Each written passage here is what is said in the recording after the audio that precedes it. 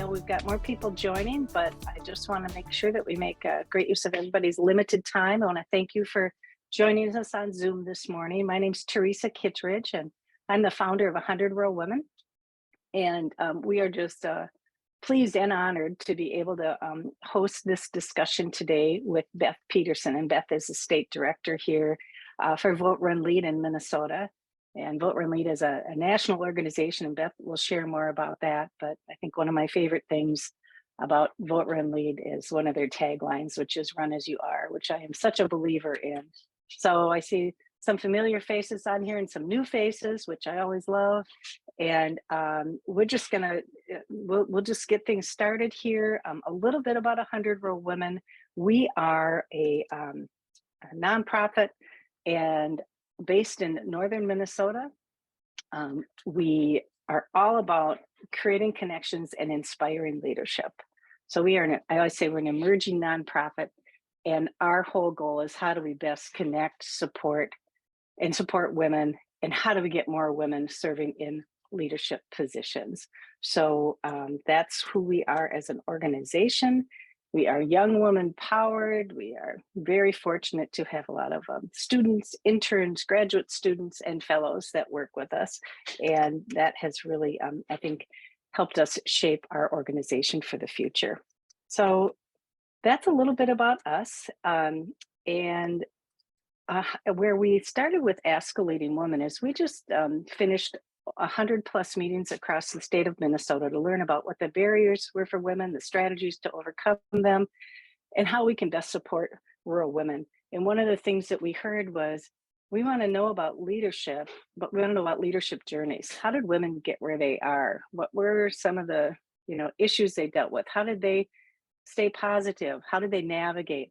So that's been the fun piece of Ask a Leading Woman. So this is really an outcome of our research, is to really share women's journeys and do it in a real conversational and person-to-person venue. So just with that, we want to active chat, ask questions, anything you can think of. We'll have Beth talk for about 20 minutes about her journey. And then we'll leave it open for Q&A, and folks can feel free to unmute, throw your questions and chat however you want to do it.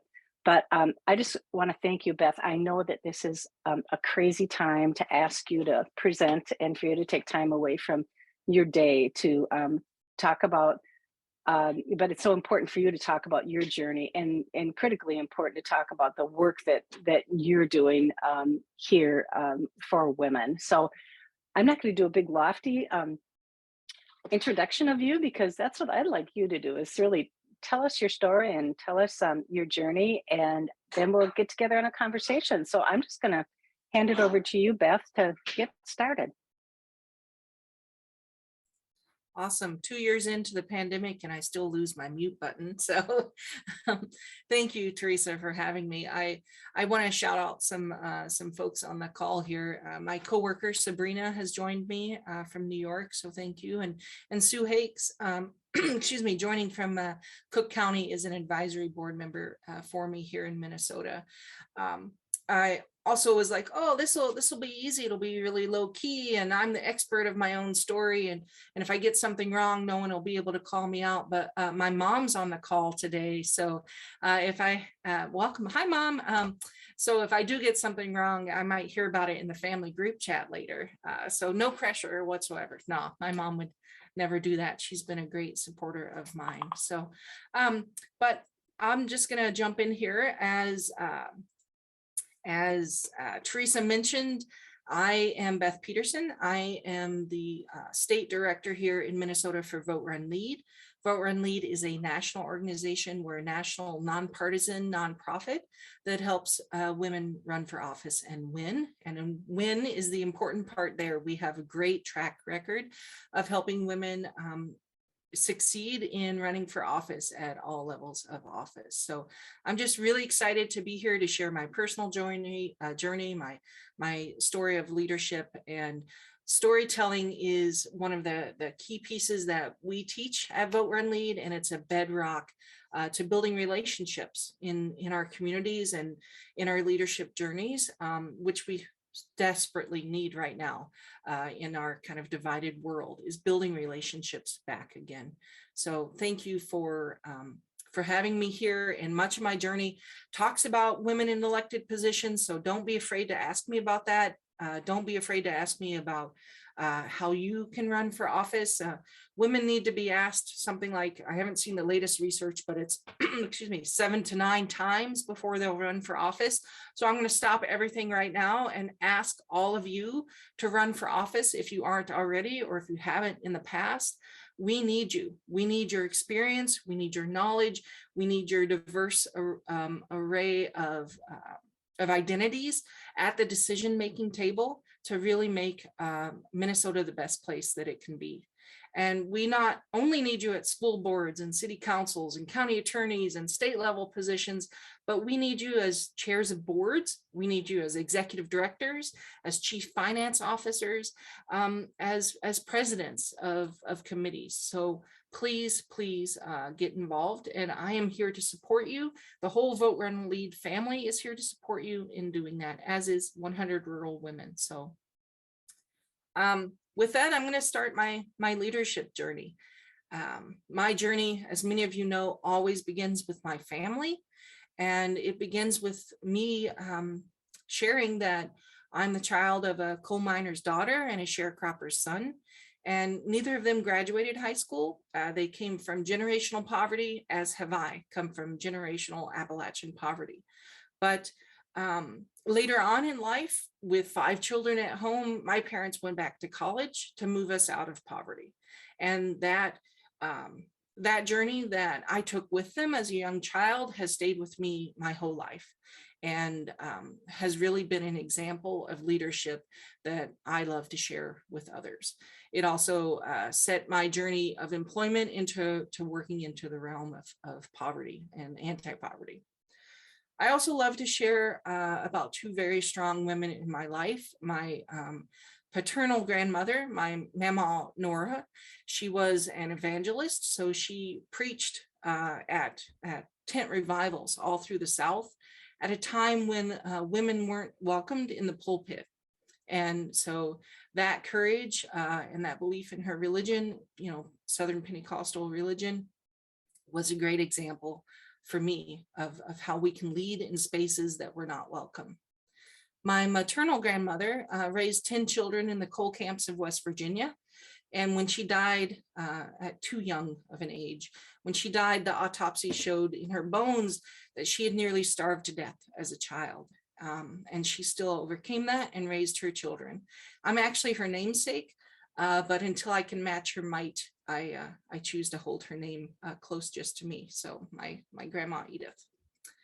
But when we were 13, after my parents succeeded at college, they graduated with honors, again with 5 children at home living in poverty. We had to leave Kentucky. Kentucky had been our home forever. I only knew Appalachia, and some of you will be like, oh, she's saying Appalachia, not Appalachia, but I'm from there and it's the vernacular, so I get to say it. But there's a caste system in America that we don't talk about, and we were uppity poor folk. We had tried to raise out of our station, and so we couldn't get work there. I say we because as a family we're a collective, right?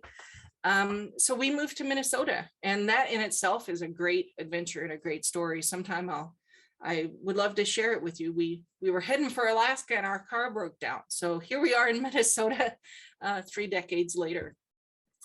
But by moving to Minnesota, it really opened a lot of doors for me. It allowed me to meet people who were other. I began having friends that were people of color, Indigenous community members, LGBTQIA. These were people that I didn't knowingly know when I was younger in the mountains. And so it really allowed me to have a diverse array of experiences and really understand what makes us human.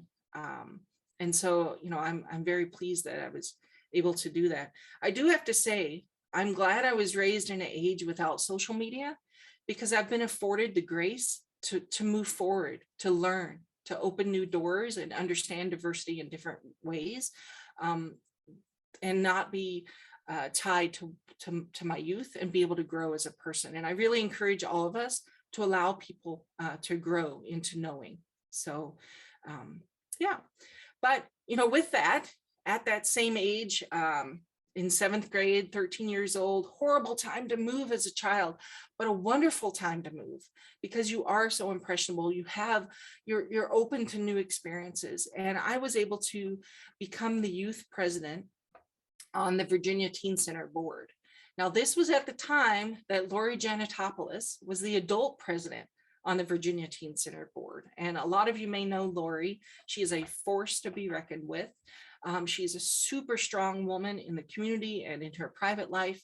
And she really mentored me and gave me a good trajectory for life. Through working with Lori on that Teen Center board, she got me in spaces with really powerful people. I remember meeting with Paul Wellstone about needs in the community for at-risk youth. And I wouldn't have been able to do that if Lori hadn't invited me into that space. She also, worked closely with Liz Prebich, and Liz Prebich was a county commissioner in St. Louis County at the time. We've since lost her to breast cancer. But I was always like rubbing elbows with Liz Prebich, this powerful woman.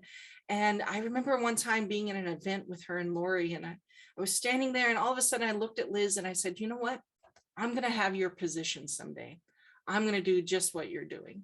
Now that hasn't happened yet. I haven't run or won a city or a county commissioner race yet, but I still have time. We all have time to make these things happen.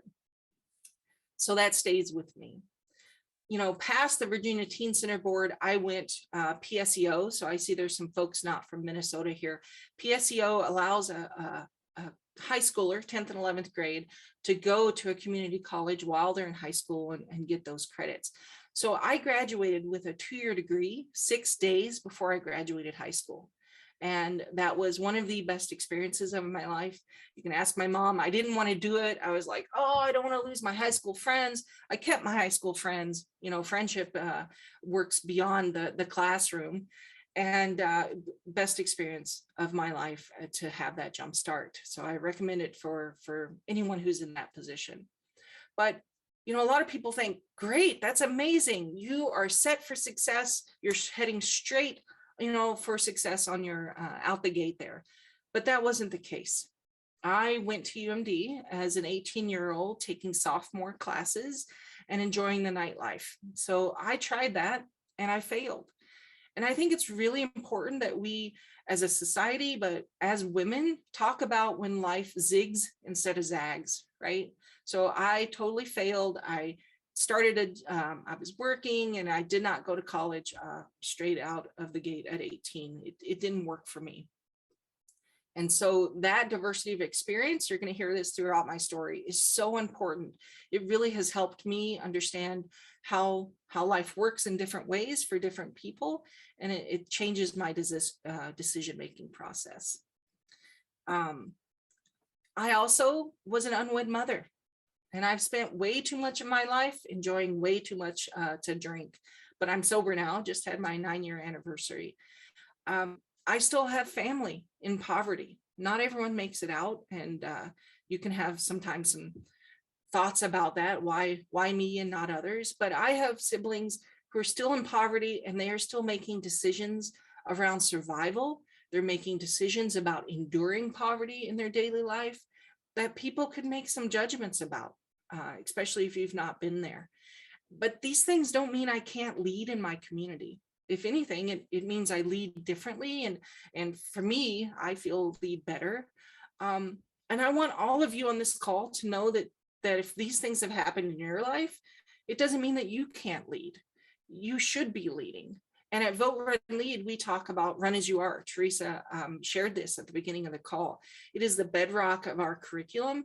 Run as you are. You are enough. You have the skills, you have the experience, you have the knowledge to be at that decision-making table.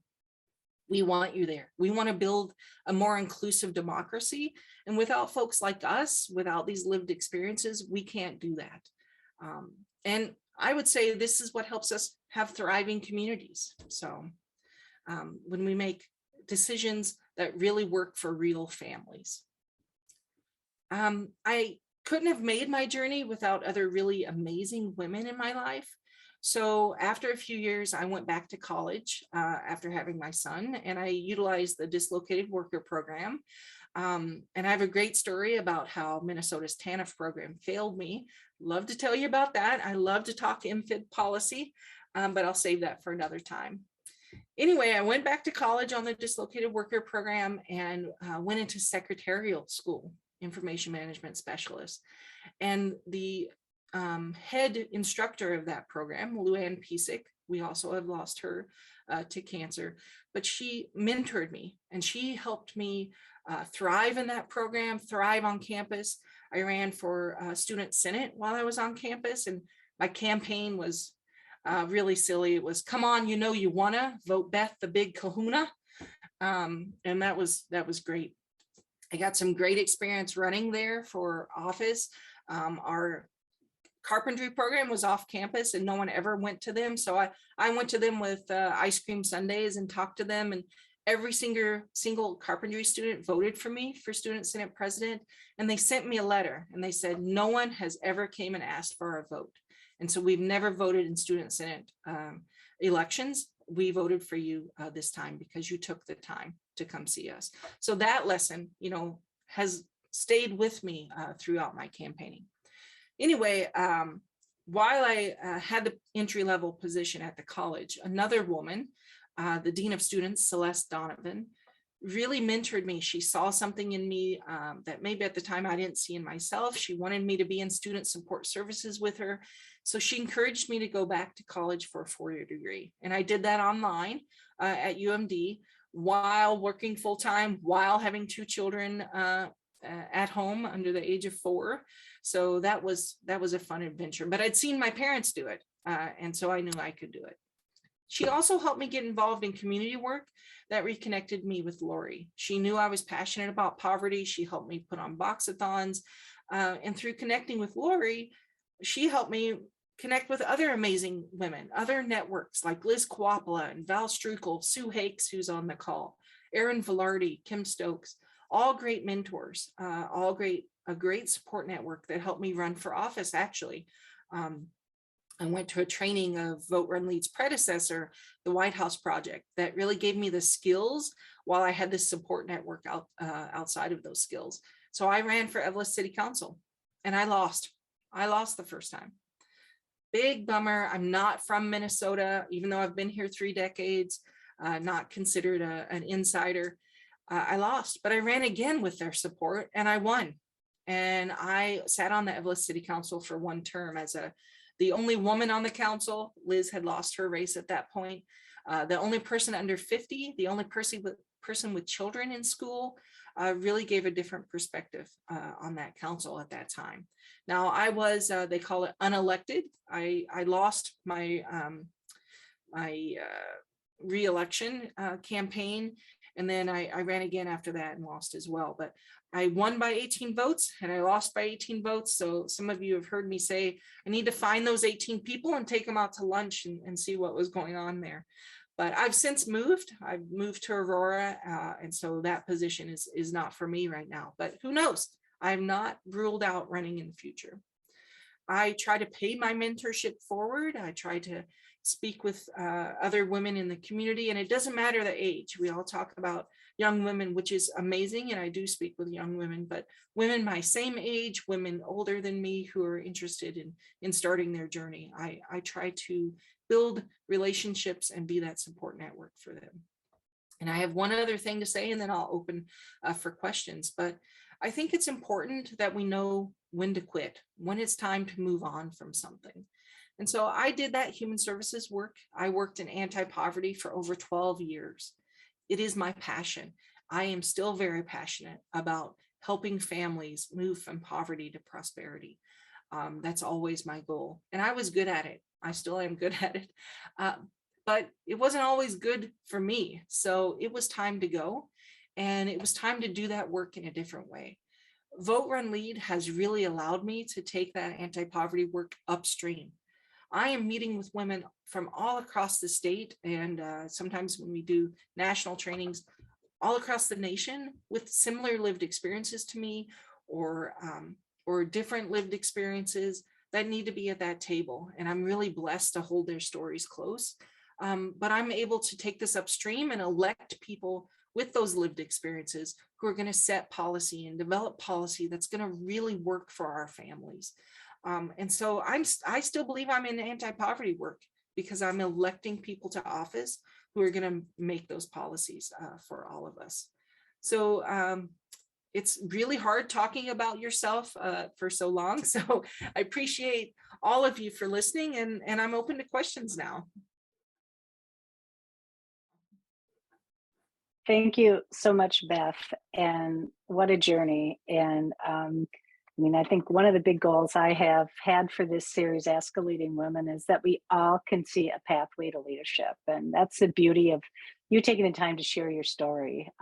So people can see themselves in you. And I mean, I have a number of questions. I'm going to start off with, we'll start off with one, if that's okay. Just when, and I'm going to sort of go to the end of your talk a little bit about Vote, Run, Lead. Can you talk a little bit about the Run 51? Because I just think, I mean, it's so amazing for Minnesota to be part of this. And could you talk a little bit about that and the importance of that project that you're leading? Yeah, absolutely. So Run 51 is a new initiative. I guess we're about a year and a half in. I still call it new, of Vote, Run, Lead. So we are looking to shift the state legislatures to majority-led women, and in particular in 3 states by 2024. So that's New York, which is considered a blue or progressive state, Georgia, which is considered a red or conservative state, and then Minnesota. We're a purple state because we have a divided legislature. I believe one of the only in the US. When I began, we were the only, but I think another state has a divided legislature now. So we're working to develop a playbook in these states to be able to take this nationally, because state legislatures are where the fight is. And especially now, once we've seen Roe v. Wade be overturned by the Supreme Court, and they talk about, let's push it back to the states. State legislatures are where the fight is. We've seen it previous to Roe v. Wade, when we want to see minimum wage or paid family leave, other issues that are really near and dear to us as women. State legislatures also are kind of a laboratory, let's say. You can run for state legislature, maybe not be successful, revamp your budget, revamp your technique, and come back at it in 2 years, especially, for House positions. And it's a great stepping stone to higher office. 30% of women who are in US Congress started in state legislatures. So that's really why we're targeting Run 51. It's even more important now that we see this decision around reproductive rights for women. But I want to make sure folks know that I've been working with candidates who've been jazzed up well before that decision, but certainly have an increased energy and different energy now. I think that we're looking at some research at Vote, Run, Lead about voter registration and how that uptick has happened for women as well after that decision. But we at Vote, Run, Lead, we support women at all levels of office. We have a special emphasis, Run 51, on shifting the Minnesota legislature, but I'm supporting women who are running for mayor, county attorney, all of those positions. So know that you can still come to me and start your journey where you're at. And Beth, thanks for saying that, because I think it's good. I know we have folks on this call or on this Zoom today that are running, and I just also popped your info in the chat from the website, because I do think that Vote, Run, Lead's a great resource, and so please take advantage of that and connect with Beth. And folks should just feel free. If you want to ask a question, just unmute, throw something in the chat. I'm just going to pop back with one more question, and not to dominate, but to ask another question just about mentorship. I mean, it was really, listening to your story, there's so much mentorship woven through there. Can you talk a little bit about the importance of mentorship in your journey? Yeah, absolutely. And I want to, before I talk about mentorship, I want to talk about representation.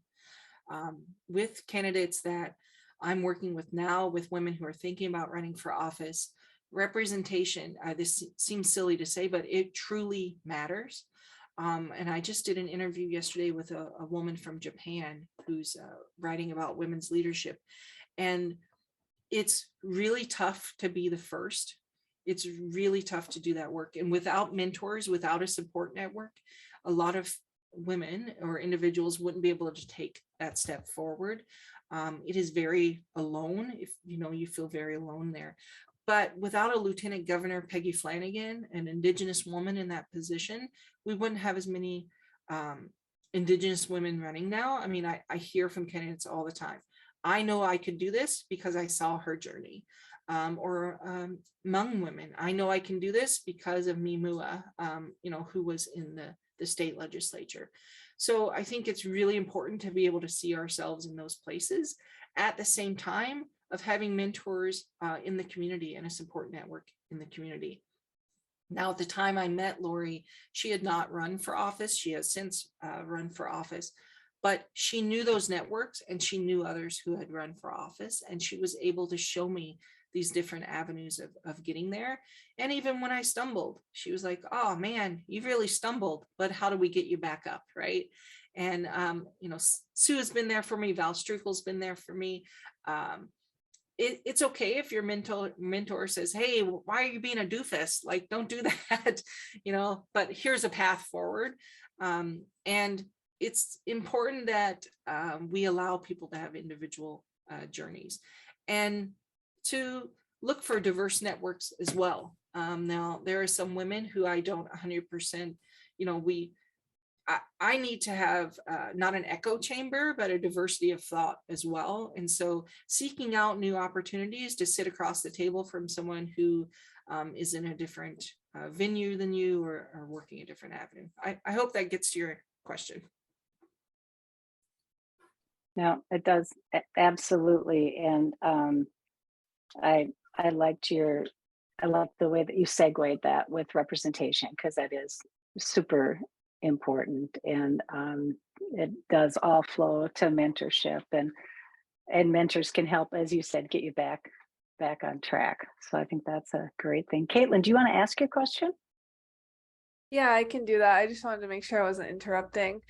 So this is something that we've kind of talked about in meetings. Teresa is the one who's often voiced this, but when it comes to running, oftentimes, I can attest to this myself, just I'm a planner and I feel like I need to have everything figured out before I take the next step. Whereas, sometimes, men will just jump right into it. They just are really passionate about something and they'll just go right in. And, not that it's a bad thing to want to be prepared, but we've talked about how this can sometimes serve as a barrier for getting more women in leadership positions. So I was just wondering, what advice you had for those women who are considering running, but worried they're not prepared or don't have what it takes. Yeah, so Vote Run Lead is a nonpartisan nonprofit, but as a person, I'd say Donald Trump ran and won the presidency. So I don't think that we should be worried about being ready. I also I just go back to our run as you are. We are all ready. We all have the skills and the knowledge and the experience to do it. And that's why Donald Trump could run and win, because he connected with people. You are enough.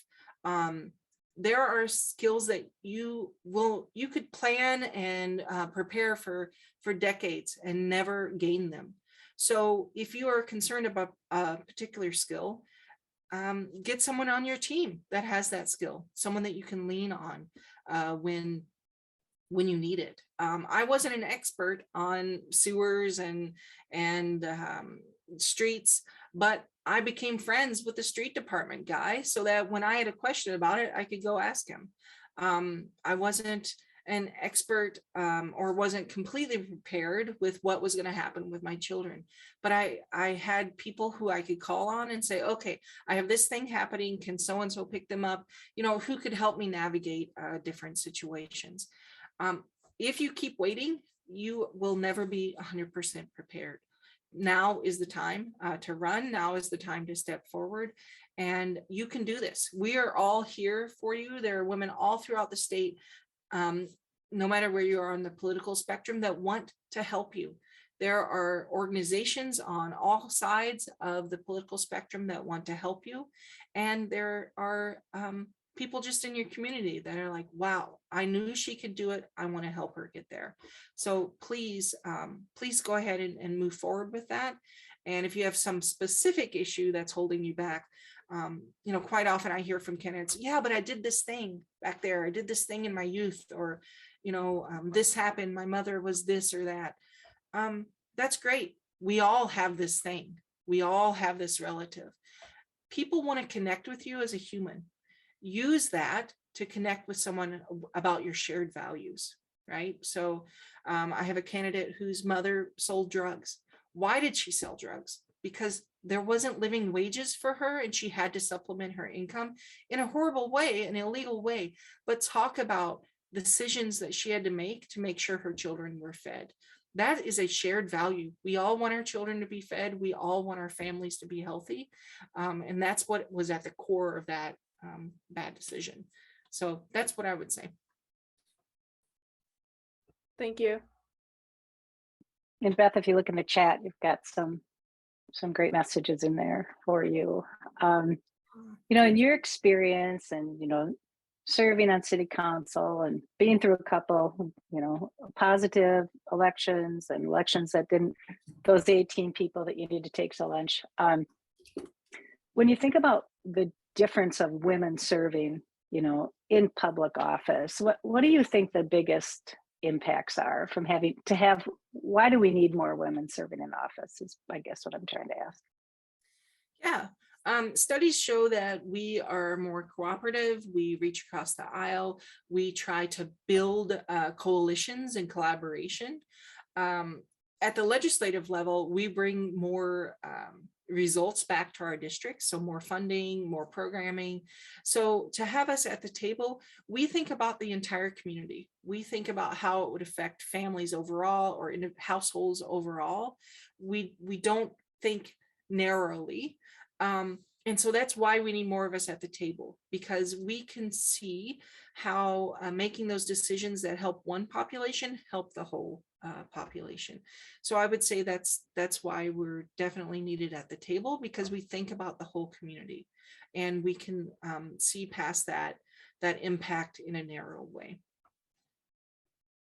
And just to follow up on that, with all the divisiveness we have right now, I mean, that is another place where just what you're talking about, where women can make a difference. And just when you talk about the skill sets that we bring to the table, and just looking at the chat, Jill, I hope it's okay if we read your statement out loud, because I think it's really important.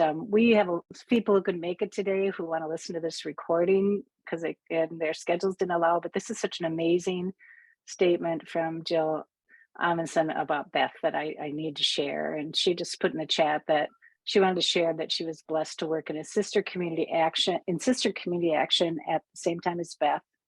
She demonstrated how to lead from the middle and lift up those around her. A great example of women leading and sharing power with other women. And she's a fangirl, and thanks for your work upstream. And I think that says, I haven't known Beth that long, but for the time I've known her, I think that sharing power is another piece that I think is a really important piece of women in leadership. So Beth, I didn't know if you had anything that you wanted to talk about as far as that goes. Yeah, and I just really want to thank Jill for saying that. Known her a very long time and appreciate that acknowledgement of leading from the middle. And I think that's important too, that women know that you can lead wherever you're at. You don't have to be in a position of power. You don't have to be in a hierarchical place to do that. So thank you, Jill. When it comes to sharing power, I think as women, I've experienced lateral violence, women who've made it there and then they keep other women out. And so I'm always trying to think of how I can not do that.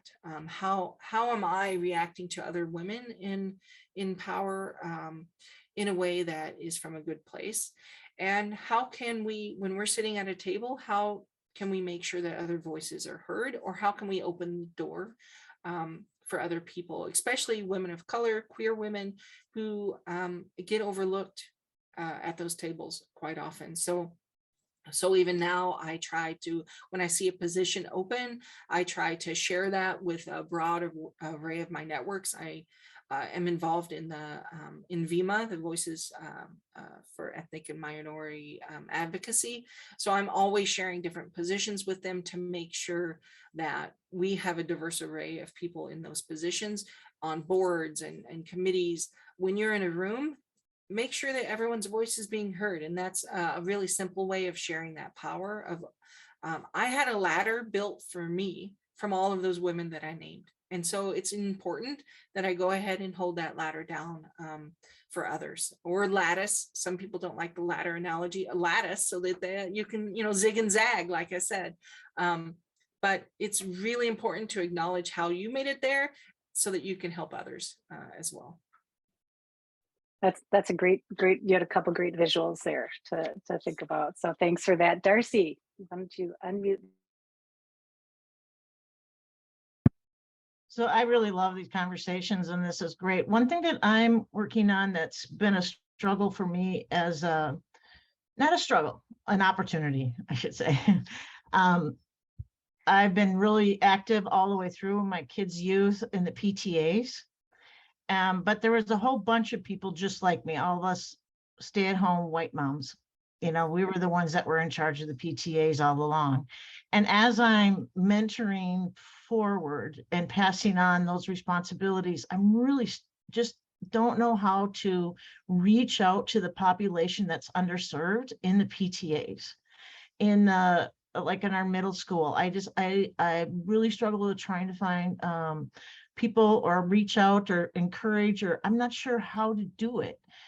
People of color, those are underrepresented within our PTAs at the local school. And once you reach out to them, then I know that the lattice keeps working up, and we can get them on school boards and we can get them.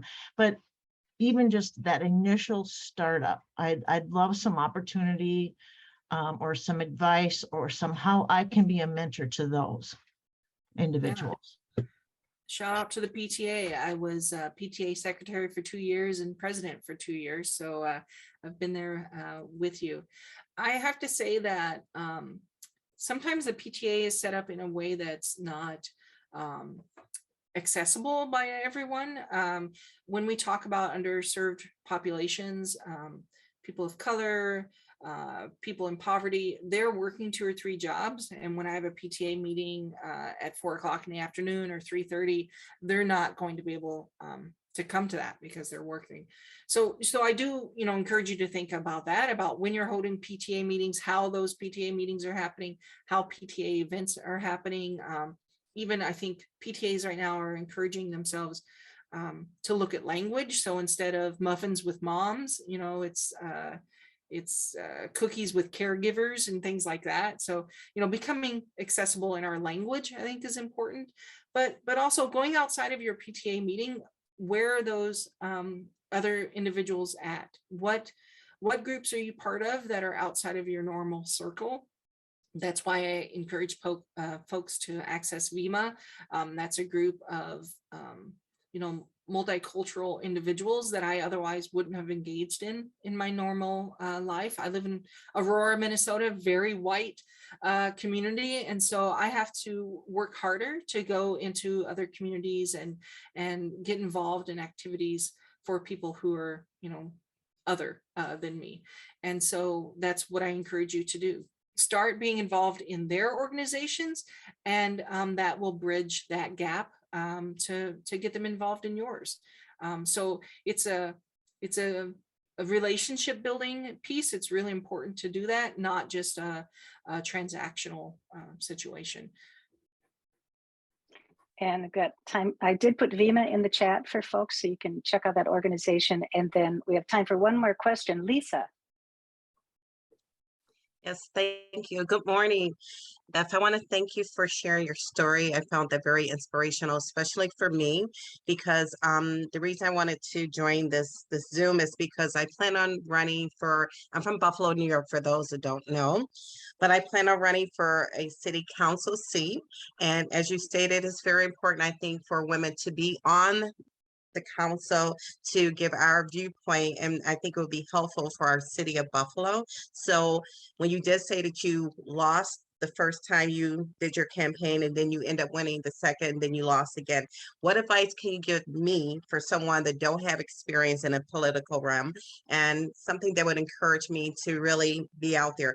Because our race is not until 2023, and I did get accepted to graduate school for public administration so I can learn more about the government. So I'm anticipating on announcing it probably about January 2023. So what advice can you give me as someone new, joining into the political world?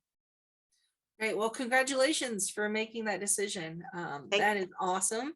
Thank And you. we do have a New York State director, so I want to make sure that I connect you with her. Jacqueline is her name, at Vote Run Lead, and so she can help you with some of the curriculum and events that Vote Run Lead has for the science around running for office. So advice I would give you is, don't give up, and don't take it personal. I have to say, the first time I lost, I went into mourning, because you're not just selling yourself, you're selling your vision, you're selling your belief in your community, and you're trying to get others to be part of your movement. And so sometimes it's really easy to take it personal when you lose, because you're like, but my vision, or you might think, but me. It's really, your vision. So I would say, if to really know your community, so start meeting with different community leaders, gatekeepers, as well as those unofficial community leaders, so not just officials, but really learn about your community and what each individual, what they care about, so that you can talk about that in your race. And if you lose, go back and continue to have those conversations. You're building your network, you're building your power in the community. We also always talk about, becoming an expert on one or two issues. Start reading your local paper, start following another elected official on social media, so that you can see where their stances are, where they're getting community momentum as well. And you can gain that knowledge. But just try and try again is what I'd say, because you are building your name and your political capacity and power in that community. Thank you. I love it. And thank you, Lisa, because that was the last question I was going to ask Beth, was advice. So I know we're running short on time, are running down to the end of our time. Beth, do you have a closing comment? And then we'll do a wrap up here. Yeah, I just, thank you so much for allowing me to share my story and be vulnerable at times at part of that. But I think, the key takeaway is that you are enough.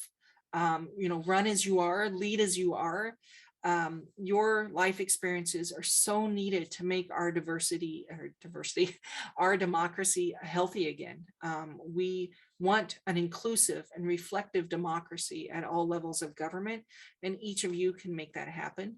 So please, I'm going to ask you a second time, please run for office. Please step into your leadership. Well, and thank you, Beth. We appreciate your time and your vulnerability. And what I love about you is just your positive outlook and passion for what you do. So we will be sharing this recording on our website. We're excited to be able to do that because, as everybody knows, schedules are crazy and Zooms are crazy. So I'm really excited to be able to lift up not only Beth's work, but her journey. And I know that it's going to inspire many people who participated today and who are going to be catching the video at a later time. And this is just a very interesting time for us to have Beth meet with us, because we're heading into an election. There's a lot at stake. So We are hoping, the big thing is to get people, we want people to run and we want people to get out and vote. So look for more information from 100 Row Women on the work we're going to be doing around voting in the next couple months, and talking about elected positions. And again, just thank you so much, Beth, for participating today, and everybody else thanks for joining, and have a great day. And thanks for taking the time to meet this incredible woman today. So thank you.